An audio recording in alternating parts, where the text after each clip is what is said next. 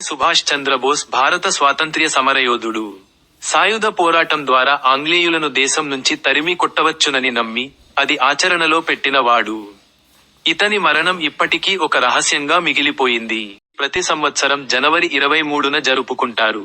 దీనిని భారత ప్రభుత్వం అధికారికంగా పరాక్రమ్ దివస్, శౌర్య దినోత్సవం గా పాటిస్తుంది. బ్రిటిష్ పాలనకు వ్యతిరేకంగా పోరాడిన ఈ గొప్ప స్వాతంత్ర్య సమరయోధుడు 1897 జనవరి 23న ఒడిశాలోని కటక్లో జన్మించారు. నేతాజీ సుభాష్ చంద్రబోస్ జయంతి. ముఖ్య వివరాలు. 1. జననం జనవరి 23, 1897, కటక్, ఒడిశా.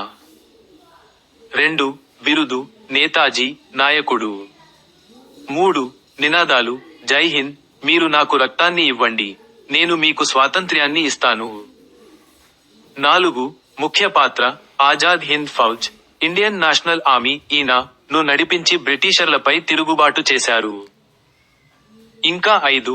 పరాక్రమ్ దివస్, నేతాజీ ధైర్య సాహసాలను, దేశభక్తిని స్మరించుకుంటూ ఈ రోజును Parakram Divas, day of valour గా జరుపుకుంటారు. సుభాష్ చంద్రబోస్ జన్మదిన సందర్భంగా మనమంతా ఇక్కడ సమావేశమైనాం. ఆయన గురించి 2 మాటలు మాట్లాడతాం.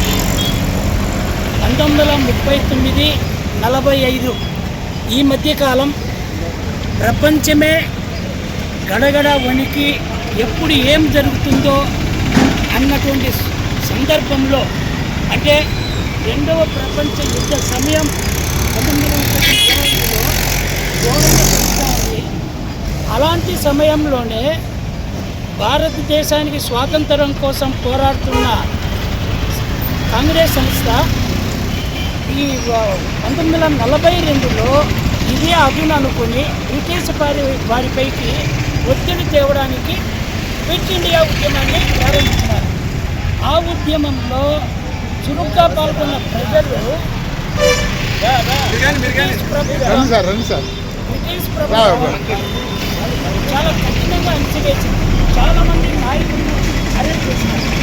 ఆ సందర్భంలోని సుభాష్ చంద్రబోస్ కూడా అరెస్ట్ జైల్లో ఆ పరిస్థితుల్లో జపాన్ సహకారం తీసుకుని, జర్మనీ సహకారం తీసుకొని బ్రిటిష్ వారికి వ్యతిరేకంగా పోరాడడానికి ఒక సైన్యాన్ని కూడా తయారు చేసినారు. దాన్ని ఆజాద్ హింద్ ఫౌజ్. మాజీ సైనికులు కానీ, లేక ఆయన స్వాతంత్ర సమరం కోసం కోరిన వ్యక్తులు కానీ, జపాన్, జర్మనీ సైనికుల సహకారం కానీ, వీళ్ళందరితో ఒక సైన్యాన్ని తయారు చేసి జపాన్ సహకారంతో ఇండియాను కొంత భాగమైన జయించాలనే ఉద్దేశంతో ఆ సైన్యాన్ని తీసుకొని ఇండియాపైకి రావడం జరిగింది. ఆ సమయంలోనే జై హింద్ అనే నినాదం, చలో ఢిల్లీ, ఈ నినాదాలతో ఉత్తేజపరిచి తన వంతు సహకారాన్ని స్వాతంత్ర సమరంలో పోరాడి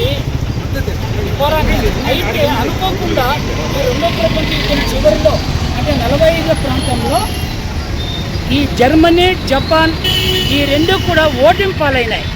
సహకారం అందక ఆయన విరమించుకోవాల్సిన పరిస్థితి వచ్చి జపాన్ సహాయంతో తిరుగు ప్రయాణంలో ఒక విమానంలో ప్రయాణిస్తుండగా అనుకోకుండా ప్రమాదానికి గురై అమరజీవుడు అయినాడని చెప్పేసి జపాన్ ప్రభుత్వం ప్రకటించడం జరిగింది.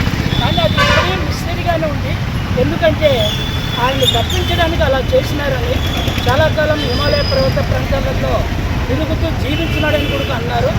ఎందుకు ఆయన అజ్ఞాతంలోకి వెళ్ళిపోయినాడని అంటే, మన వాళ్ళు చేసిన చిన్న పొరపాటు ఏంటంటే బ్రిటిష్ వారికి ఒక హామీ ఇచ్చినారు, సుభాష్ చంద్రబోస్ దొరికితే మేము మీకు పట్టిస్తామని చెప్పి.